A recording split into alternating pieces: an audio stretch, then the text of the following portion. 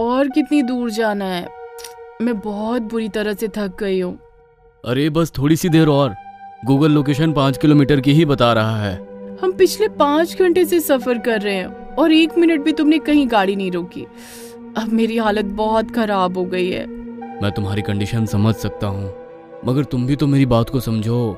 कहते हुए वो अपनी पत्नी की ओर देखकर मुस्कुरा दिया, जो 7 मंथ प्रेग्नेंट थी, और फिर मोबाइल में गूगल मैप की मदद से अपनी मंजिल की ओर आगे बढ़ गया। कुछ ही देर में वो एक बिल्डिंग के सामने खड़ा था। वो पीले रंग की एक सामान्य से दिखने वाली इमारत थी, जो कंपनी के द्वारा बनाई गई थी, जिसमें उनके कर्मचारी रहते थे। गाड़ी की आवाज सुनकर एक गार्ड तुरंत कार के पास आकर खड़ा हो गया। सलाम साहब जी। सलाम, मैं रौनक मल्होत्रा, सिविल इंजीनियर हूँ। मुझे यहाँ पर कंपनी की तरफ से रहने के लिए एक फ्लैट अलॉट हुआ। हाँ जी साहब, मैनेजर साहब ने बताया था आपके लिए फ्लैट नंबर 18 साफ करवा दिया है। आप चलिए, हम सामान लेकर आते हैं। कहते हुए गार्ड जैसे ही कार के पास आया, जूही कार से उतरी, गार्ड की नजर उसके पेट पर पड़ी तो वो 2 कदम पीछे हट गया। क्या हुआ? कुछ नहीं साहब, आप ऐसा कीजिए, मैडम जी को लेकर किसी होटल में चले जाइए। यहाँ से 2 किलोमीटर दूर एक बहुत अच्छी होटल है। आप 1-2 दिन वहाँ रुकिए, तब तक हम आपके लिए एक घर का इंतजाम कर देंगे। ये क्या बोल रहे हो? अभी तो तुम बोल रहे थे कि फ्लैट नंबर 18 हमारे लिए तैयार है, और अब तुम ही बोल रहे हो तुम हमारे लिए घर का इंतजाम करोगे। क्या हुआ? कोई परेशानी है क्या? मैं बहुत थक चुकी हूँ, मुझे जल्दी से घर के अंदर जाना है। नहीं, कोई दिक्कत नहीं है, तुम मेरे साथ आओ। कहते हुए उसने गार्ड को सामान लेकर आने के लिए इशारा किया और खुद जूही को लेकर लिफ्ट में चला गया। गार्ड उन्हें जाते हुए देख रहा था, तभी उसकी निगाह तीसरे माले के फ्लैट नंबर 18 पर पड़ी। वहां की लाइट्स बंद चालू हो रही थी। फ्लैट तो अच्छी कंडीशन में है, मुझे लगा था नई जगह जाकर कैसा लगेगा, मगर ये तो हमारे पुराने वाले फ्लैट से भी अच्छा और बड़ा है। अरे अब हमारा बच्चा आने वाला है, और उसके आने के पहले ही देखो, मेरा भी तो प्रमोशन हुआ है, तो फ्लैट भी तो बड़ा होगा। दोनों पूरा फ्लैट घूमकर देख रहे थे। उनके पीछे पीछे एक परछाई भी चल रही थी, जिसके हाथों में एक गुड़िया थी। वो उन्हें देखकर मुस्कुराने लगी। उसी रात के तकरीबन 1:30 बजे जूही को अपने बेड पर किसी और के होने का एहसास हुआ। कोई उसके पेट पर हाथ घुमा रहा था। रौनक, ये क्या कर रहे हो? प्लीज मुझे सोने दो ना। कहते हुए उसने उस हाथ को हटाया तो हाथ बहुत ही खुरदुरा और गर्म था। जूही का हाथ गर्मी से जल गया। वो चीख पड़ी। जूही, क्या हुआ? यहाँ कोई है, अभी उसका हाथ मेरे पेट पर था। यहाँ तो कोई नहीं है, तुम्हें कोई भ्रम हुआ होगा, शायद सफर की थकान होगी। कितनी भी थकान हो, ऐसा भ्रम नहीं हो सकता। ये देखो, मेरा हाथ भी जल गया। कहते हुए उसने रौनक को अपना हाथ दिखाया, मगर हाथ नॉर्मल ही था, कोई जलने का निशान नहीं था। देखो, मैं कह रहा था ना कि कोई भ्रम हुआ होगा। नई जगह है, शायद इसलिए तुम्हें नींद नहीं आई। आओ मेरे पास आओ, मैं तुम्हें सुला देता हूँ। कहते हुए रौनक ने जूही को सुला दिया। दूर खड़ा साया अपनी गुड़िया को गोद में लेकर लाड़ कर रहा था। अगले दिन सुबह रौनक ऑफिस जाने के लिए तैयार हो रहा था, मगर जूही उदास थी। वो कल रात की ही बातें सोच रही थी। क्या हुआ? क्या सोच रही हो? वो कल रात, मेरा यकीन करो, कोई तो था। फिर वही सब बेकार की बातें। मैंने कहा ना, तुमने कोई ख्वाब देखा होगा। उसकी बात सुनकर जूही मुस्कुरा दी, मगर उसे यकीन था कि वो जो कुछ भी था, उसका ख्वाब तो बिल्कुल नहीं था। रौनक के जाने के बाद वह घर की बालकनी में बैठकर चाय पी रही थी। तभी दरवाजे की घंटी बजी। उसने गेट खोला तो सामने काम वाली बाई खड़ी थी। तुम कौन हो? मुझे गार्ड ने भेजा है, वो बोल रहा था आपको घरगुती काम के लिए बाई चाहिए। हाँ, बाई तो चाहिए, मगर 24 घंटे के लिए। मेरी हालत तो तुम देख ही रही हो, ऐसे में मुझे पूरा दिन देखभाल की जरूरत है। मेम साहब, क्या है ना, हम पूरे दिन इस घर में नहीं रह पाएंगे, और हम तो ये कहेंगे कि आप भी कहीं और रहने लग जाओ, वही आपके लिए सही है इस घर में। वो और कुछ बोल पाती, इससे पहले ही किचन में बर्तन गिरने की आवाज आने लगी। वो भागकर वहां गई तो एक काली बिल्ली थी, जो अपनी लाल लाल आंखों से उन्हें घूर रही थी। उस बिल्ली को देख वो बाई वहां से भाग गई। मगर जैसे ही वो लिफ्ट में दाखिल हुई, वो काली बिल्ली भी वहां मौजूद थी। अग्गो बाई, ये बिल्ली यहाँ कैसे?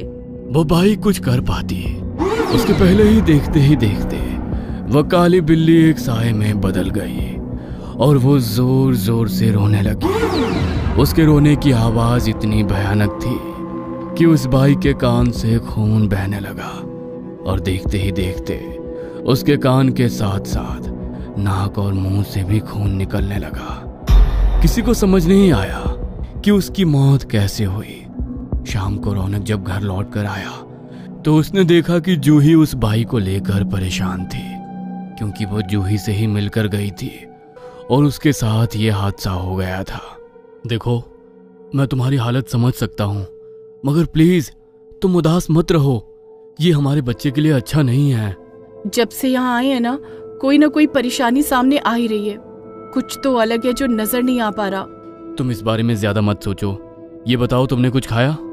रौनक की बात सुन जूही ने ना में सिर हिला दिया तो रौनक ने तुरंत एक फूड ऐप से खाना ऑर्डर किया और दोनों खाना खाकर कमरे की बालकनी में बैठे थे।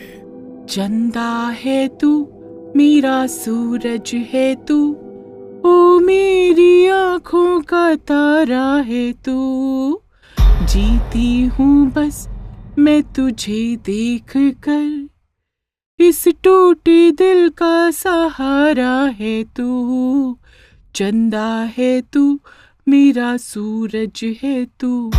जूही वो आवाज सुन इधर उधर देखने लगी, मगर उसे कोई नजर नहीं आ रहा था। तभी उसकी कोख में पल रहा बच्चा भी जोर से किकिंग कर रहा था। एक और आवाज, दूसरी और बच्चे की फास्ट मूवमेंट के कारण जूही अपनी जगह से खड़ी हो गई। कौन है? कौन है? सामने आओ। क्या हुआ? किसे आवाज दे रही हो? अभी कोई यहाँ पर लोरी गा रहा था, उसे सुनकर हमारा बच्चा भी तेजी से किकिंग कर रहा था, देखो। कहते हुए उसने रौनक का हाथ पकड़कर अपने पेट पर रख दिया, मगर बच्चा कोई भी मूवमेंट नहीं कर रहा था। क्या यार, तुम भी? रात का समय है, हमारा बच्चा भी सो रहा है, चलो तुम भी सो जाओ। वैसे आजकल कौन सी वेब सीरीज देख रही हो जो ये सारी बातें तुम्हारे दिमाग में आ गई? रौनक, क्या सच में तुम्हें मेरी बात पर यकीन नहीं? मैं सच बोल रही हूँ, मैंने उसका होना महसूस किया है। रौनक हैरान होकर उसकी ओर देखने लगा, फिर उसे धीरे से अपने गले लगाया और बोला, इस घर में तुम्हारे और मेरे अलावा कोई नहीं है, तो तुम्हें किसकी आवाज आई? और वो लोरी यदि कोई गा रहा होता तो मुझे भी तो सुनाई देती। कहते हुए वो जूही को बेडरूम में ले जाने लगा तो बेड पर एक साया गुड़िया को सुला रहा था। उसे देख रौनक भी डर गया था। वो 2 कदम पीछे हटा तो वो साया उसे देखकर मुस्कुराने लगा। चंदा है तू, मेरा सूरज है तू, ओ मेरी आँखों का तारा है तू, ये बच्चा मेरा है, इसे मुझे दे दो, इसे मैं लेकर आऊंगी। कहते हुए उसने अपना हाथ लंबा कर जैसे ही जूही के पेट पर रखा, जूही को तेज दर्द हुआ। रौनक, रौनक बचाओ, बहुत दर्द हो रहा है। रौनक, रौनक हेल्प मी। पहले तो रौनक को कुछ भी समझ में नहीं आ रहा था कि वो क्या करे।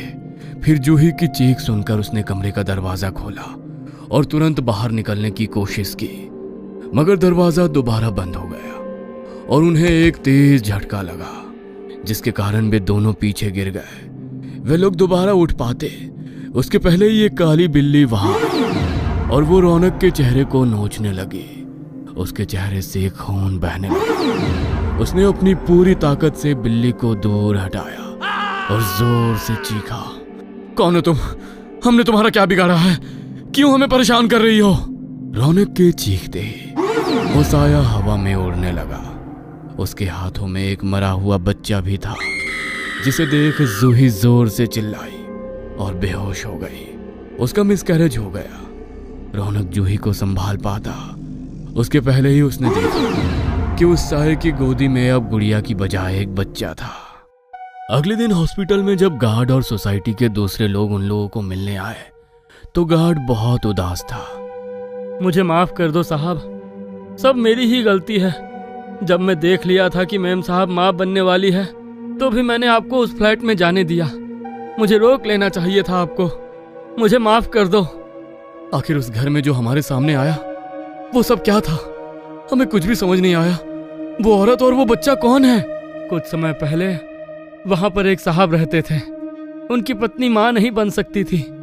उनकी मानसिक स्थिति थोड़ी खराब हो गई थी। वो एक गुड़िया को अपना बच्चा समझकर पाल रही थी। मेरा चंदा है तू, मेरा सूरज है तू, ओ मेरी आंखों का तारा है तू। फिर डॉक्टर के कहने पर बच्चा पाने के लिए उन लोगों ने सैरोगेट मदर का सहारा लिया, मगर वो सैरोगेट मदर ने उन सबको ही अपने काबू में कर लिया। देखो, यदि तुम्हें अपना बच्चा चाहिए तो मुझसे शादी करनी होगी, वरना मैं इस बच्चे को लेकर चली जाऊंगी। इस बच्चे के लिए तो मैं कुछ भी करने को तैयार हूँ। खत्म कर दो अपनी पत्नी को और मुझे उसकी जगह दे दो। बच्चे के लालच में उसे सही गलत का कोई होश नहीं रहा और उसने गुड़िया के साथ ही अपनी पत्नी को घर में जिंदा जला दिया।